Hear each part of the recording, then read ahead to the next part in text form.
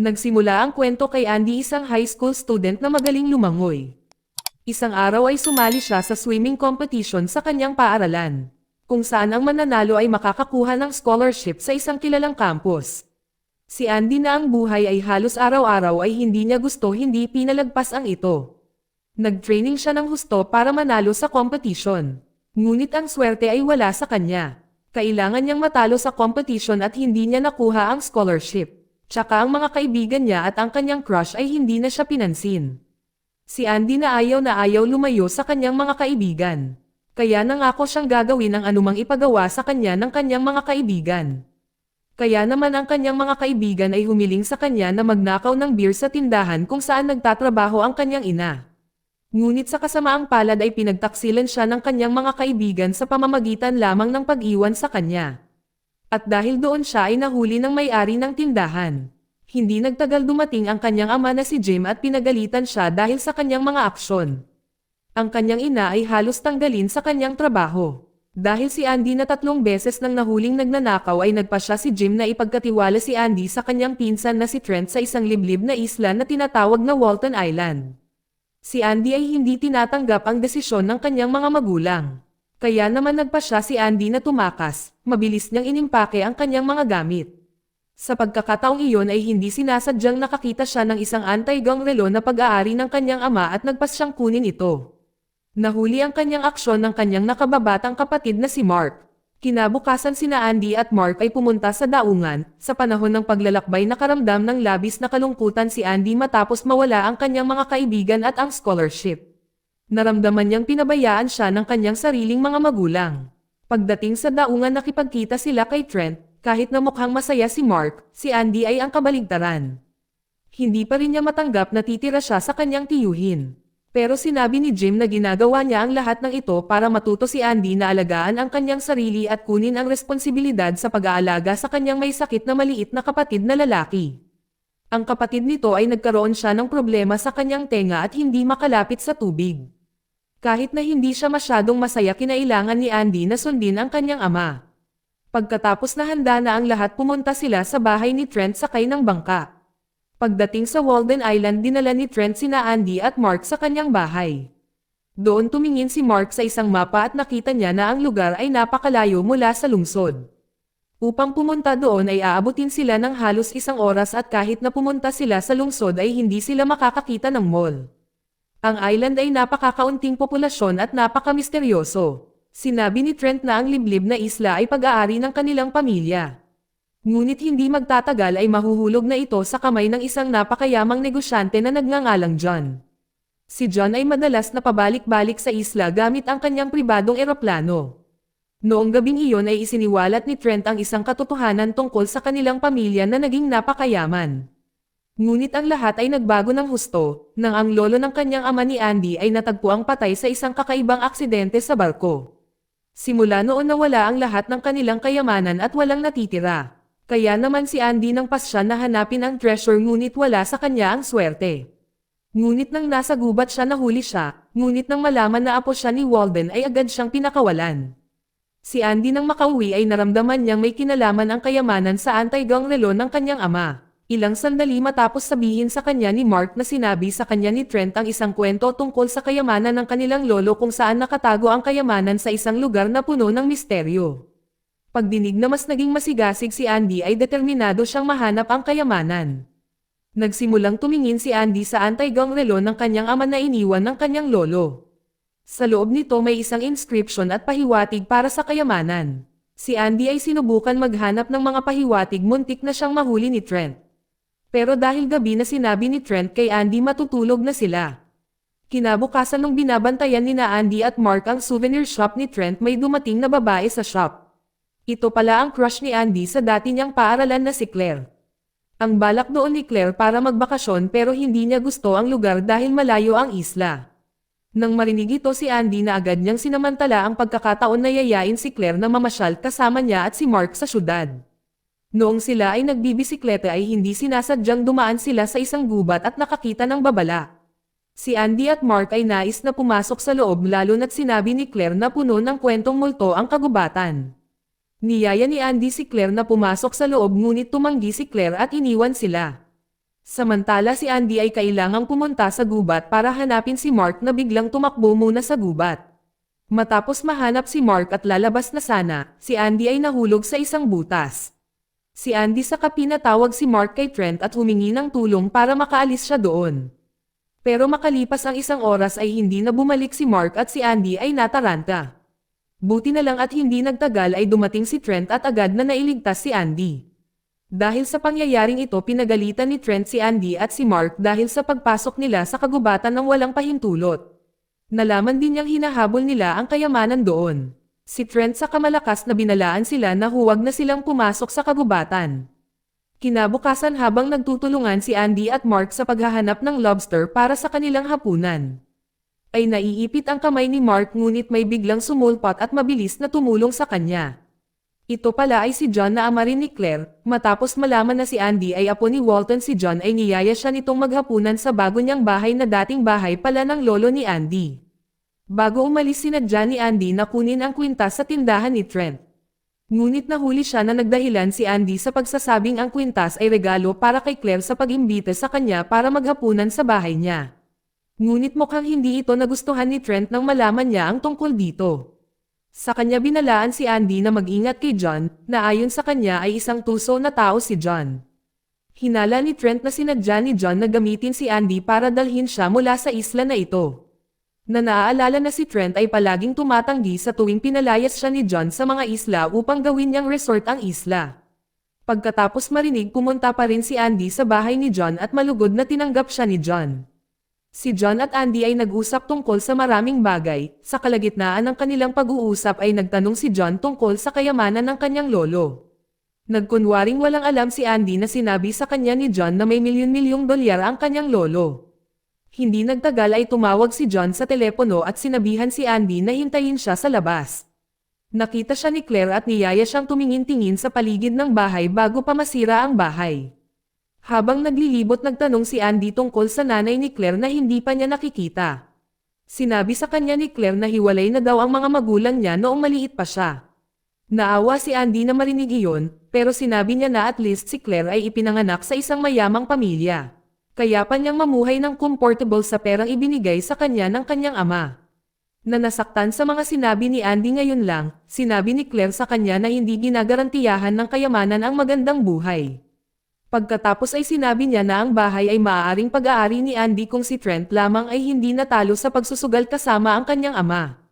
Pagkatapos ng pangyayaring iyon ay nagpasya si Andy na umuwi at agad na hanapin si Trent sa kanyang kwarto. Ngunit imbes na hanapin si Trent ay nakakita siya ng isa pang anti-gang relo, biglang sumulpot si Trent at agad na kinuha ang relo. Alam ni Andy na ang relo bagong clue para mahanap ang treasure. Kaya agad niyang niyaya si Trent na hanapin ito ng sabay bago pa ito mahanap ng iba. Ngunit tumanggi si Trent at pinagbawalan si Andy na hanapin ang kayamanan dahil imposible. Nakaramdam ng inis si Andy dahil pinipigilan siya ni Trent na gawin ang anumang bagay. Hanggang sa tuluyang naputol ang pagtatalo ng dalawa. Ngunit nang may gustong ipaliwanag si Trent kay Andy ay pumunta na lang si Andy sa kanyang kwarto at ayaw nang makinig sa kanya. Hindi nagtagal dumating si Mark at na-curious siya sa mga pahiwatig na natagpuan ni Andy. Sinabi sa kanya ni Andy na lahat ng mga pahiwatig na nakuha niya. Inakala ni Mark na malulutas niya ang palaisipan. Hiniling sa kanya ni Andy na sabihin sa kanya, ngunit tumanggi siyang sabihin hanggang sa hinayaan siya ni Andy na hanapin ang kayamanan na kasama niya. Napilitang sumang-ayon si Andy at pagkatapos sabihin sa kanya ni Mark ay isinagawa nila iyon. Gabing-gabi ay napagpasyahan nilang pumunta sa dalampasigan para tingnan ang mga star night. Dahil sigurado si Mark na ang mga pahiwatig ay galing sa mga konstelasyon, patuloy silang naghihintay sa pag-asang may mahanap na sagot. Ngunit sa kasamaang palad ay wala silang nakuhang sagot. Si Andy na naiinis ay hiniling umuwi na lang si Mark at may mabibigat na hakbang ay umalis sila sa dalampasigan at umuwing may dismayadong puso. Dahil pumunta sila nang walang pahintulot ni Trent kagabi. Pinagalitan sila at ang kanilang mga bisikleta ay nilock. Ilang sandali matapos dumating si Claire upang humingi ng tawad kay Andy sa pagkakasala sa kanya. At napagdesisyonan ni Claire na umuwi na lang, pero biglang gusto ni Andy na kausapin siya at niyaya si Claire na mag-beach mamayang gabi. Mukhang masaya si Claire at agad na pumayag. Nang gabing iyon pumunta sina Andy, Claire at Mark sa dalampasigan. Ibinigay ni Andy kay Claire ang necklace na kinuha niya sa tindahan ni Trent. Si Claire sa kaniregaluhan ng susi na kwintas, ngunit tumanggi si Andy. Si Mark na nagustuhan ang kwintas sa wakas ay kinuha ito at agad na isinuot ang kwintas. Si Andy na nagsisimula ng makaramdam ng inis sa presensya ni Mark ay marahan na sinubukang itaboy ang kapatid palayo doon. Sa pamamagitan ng pagsasabi na siya ay tumingin sa parola sa dulo ng dalampasigan. Tumanggi muna si Mark ngunit pilit siyang tinutulak ni Andy, hanggang sa wakas ay gusto na ni Mark na pumunta. Sina Andy at Claire na mag-usap ng mas matalik na nagpahayag ng kanilang nararamdaman para sa isa't isa. Hanggang sa huli ay nagpasya silang mag-date. Samantalang kararating lang ni Mark sa lighthouse, ay may nakita siya doon at nagmamadaling bumalik para sabihin kay Andy ang kanyang nahanap. Sinabi niya na isa na naman itong pahiwatig sa kayamanan. Sinabi niya na hindi pala totoong constellation ang mga constellation na binanggit ng kanyang lolo. Ngunit sa halip ay ang pangalan ng parola na Polaris. Nang marinig ni Andy na dumiretso sila sa parola at nagsimulang maghanap ng iba pang pahiwatig. Doon ay nakahanap sila ng bagong pahiwatig sa pamamagitan ng relo. Sa kasamaang palad ang sagot ay kailangan nilang pumunta sa dating bahay ng kanilang lolo. Dahil ang kanilang mga bisikleta ay kinumpiska ni Trent kaya napilitan silang kunin ang sasakyan ni Trent at pumunta sa bahay ni Claire. Pagdating nila doon ay pinuntahan ni Claire ang kanyang ama at ninakaw ang susi ng pribadong silid na pinaniniwalaan niyang sagot sa mga pahiwatig. Matapos itong makuha si Claire ay pinapunta muna sina Andy at Mark sa loob ng kwarto. Nadatnan ni Andy ang typewriter na agad na nag-type ng code na nahanap niya. Maya-maya ay may isang lihim na pinto na bumukas na may malakas na kaluskos na ikinagulat ni John. Nang narinig ito ay agad na nagtungo sa tunog si John, buti na lang at nakayanan ni Mark at Andy na pumasok muna sa secret room bago dumating si John na may hawak na baril. Matapos hamupa ang tensyon nilibot ni na Mark at Andy ang lihim na pag-aari ng kanilang lolo. Doon nila nakita ang isang susi at kakaibang bagay, bagamat hindi nila alam kung ito. Ngunit sigurado na ang dalawang bagay na ito ay napakahalaga. Sa huli ay nagpasya silang dalhin ang mga gamit bago lumabas ng silid. Pagkatapos ay lumabas sila ng bahay at lumapit sa kotse. Ngunit pareho silang nagulat nang makita si Claire na naghihintay sa loob. Si Claire sinabi sa kanila na si John alam na niya ang tungkol sa kanila, kaya inutusan niya silang umalis bago pa sila matagpuan ni John. Agad na nagmadaling umuwi sina Andy at Mark, pagka-uwi nila habang hinihintay si Mark na makapaghanda para sa susunod nilang paglalakbay. Humingi ng tawad si Andy kay Trent dahil ginamit niya ang kanyang sasakyan. Kahit papaano ay pinatawad siya ni Trent. Sinabi niya na noong nakaraan ay madalas siyang gumawa ng mga katulad na pagkakamali ni Andy. Pagkatapos ay nagbahagi siya ng isang kwento tungkol sa kanyang nakaraan na puno ng panghihinayang. Hindi nagtagal matapos imbitahan ni Trent si Andy sa kanyang silid na nakikiusyoso sa box ni Trent na pinapanatili itong binuksan ni Andy. At ito pala ay naglaman ng ilang swimming medal na napanalunan ni Trent. Hindi sinasadyang natamba ni Andy ang isang bote na naglalaman ng isang sulat at nabasag ito. Nanginginig niyang binasa ang sulat na naglalaman ng paghingi ng tawad ni Trent kay Andy na umamin na hindi siya naging karapat-dapat na maging ama sa kanya. Sa kanyang kalituhan na nabasa ni Andy ang iba pang mga papel at ang iba pang mga bote isa-isa. Hanggang sa huli ay napagtanto niya ang katotohanan na ang kanyang ama ay hindi si Jim kundi si Trent. Na may halong pagkalito at matinding pagtataka ang bumalot sa kanyang puso. Na may damdamin inis na pinaandar ni Andy ang sasakyan ni Trent at pumunta sa kagubatan upang ipagpatuloy ang kanyang paghahanap sa treasure na mag-isa. Habang nasa daan ang mga mata ni Andy ay bumagsak sa isang karatulang inukit sa isang matandang puno. Kasabay nito ang bagay na dinala niya mula sa lihim na silid ng kanyang lolo ay biglang tumunog. Si Andy nang maingat na pinindot ni Andy ang pulang butones sa bagay hanggang sa tuluyang bumukas ang lihim na pinto sa ilalim niya. Nang pumasok siya ay biglang nagbago ang excitement niya nang makulong siya sa lihim na silid. Dahil sa kasamaang palad ay isang susi lang dala ni Andy habang nakasara ang pinto sa likod niya. Sinubukan niyang kontakin si Mark gamit ang transceiver niya ngunit walang sagot. Nang malaman na si Andy at Mark ay nawawala ang mga magulang ni Andy ay dumating. At si Claire ay pumunta sa bahay ni Trent na puno ng tents na kapaligiran ang silid. Nang magtalo sina Trent at Jim na pinigilan sila ni Claire sa pagsasabing sigurado siya na si Mark at Andy ay magkasama sa kagubatan upang hanapin ang kayamanan ng kanyang lolo. At hindi na nag-aksaya ng panahon ay nagpasya itong sundan sila sa kagubatan. Samantala sa gitna ng kanyang kawalan ng pag-asa ay patuloy na inaabot ni Andy si Mark hanggang sa biglang narinig ang boses ni Mark sa pamamagitan ng transceiver na nagtatanong kung nasaan siya. Nakaramdam si Andy ng ginhawa nang marinig niya ang boses ng kanyang kapatid at agad na binigyan ng tagubilin si Mark. Nahanap na ni Mark ang lihim na pinto at muli silang nagyakapan at taos-pusong sinabi ni Mark na kahit hindi niya tunay na kapatid si Andy ay mamahalin niya pa rin siya bilang kapatid. Hindi pa nagtagal sinubukan nitong buksan ang isang nakalak na kwarto. Sinabi ni Andy kay Mark na kailangan nila ng 2 susi para mabuksan ang pinto. May isa pang susi si Mark, ang susi na ibinigay ni Claire sa kanya na hindi inaasahang tumugma. Noong inilagay nila ang susi, sabay bumukas ang pinto at sa wakas ay nakita na nila ang kayamanang hinahanap nila. Ito pala ang yaman na hinahanap nila ay ang pinakamalaking minahan ng ginto sa mundo. Biglang nawala ang kaligayahan nila nang dumating si John at binalak na kunin ang kayamanan. Dahil sa lahat ng oras ay hinahabol niya ang kayamanan ng pamilya Welton dahil minsang tinulungan niya ang lolo ni Andy na itago ang lahat ng ginto ngunit wala siyang nakuhang bahagi nito.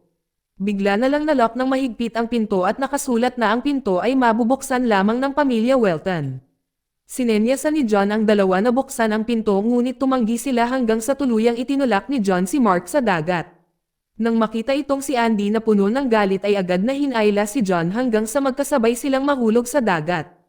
Humingi ng tulong si Mark, narinig ito ni Trent na sumugod sa kanya, at salamat sa kanilang tulong ay nailigtas si Mark. Ngunit isang kapos-palad na sinapit ni Andy na natangay ng malakas na agos at nalunod. Si Trent sa paghahanap na walang pag-aalinlangan na tumalon sa dagat upang iligtas ang kanyang anak. Makalipas ang ilang saglit sa matinding pagsisikap ay sa wakas ay nakabalik din ang 2 sa ibabaw. Ngunit nang lumitaw sila ay nawalan ng malay si Trent. Ginawa ni Andy ang lahat para iligtas ang kanyang ama. Habang nagmumuni-muni sa bawat sandali ng nakaraan. Sa bawat pagkakamaling nagawa niya sa kanyang ama. Doon ay nagpabigat sa kanyang puso ng panghihinayang. Buti na lang nagising si Trent, si Andy ay labis na natuwa. Si Andy na napalakas ang kanyang determinasyon na mapabuti ang kanyang relasyon at maging isang mas mabuting anak.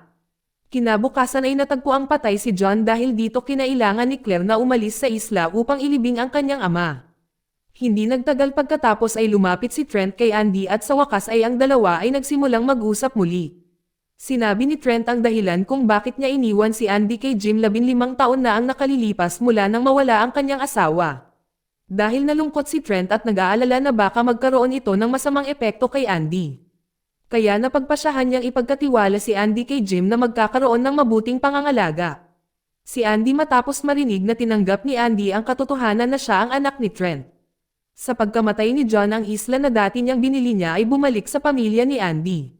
Sa wakas ay naunawaan nila ang intensyon ng kanilang lolo na sadyang naglagay ng palaisipan sa kayamanan. Dahil sa pagtatangka nitong pagsamahin muli ang kanyang pamilya. Dito nagtatapos ang kwento. Salamat sa panonood kaibigan.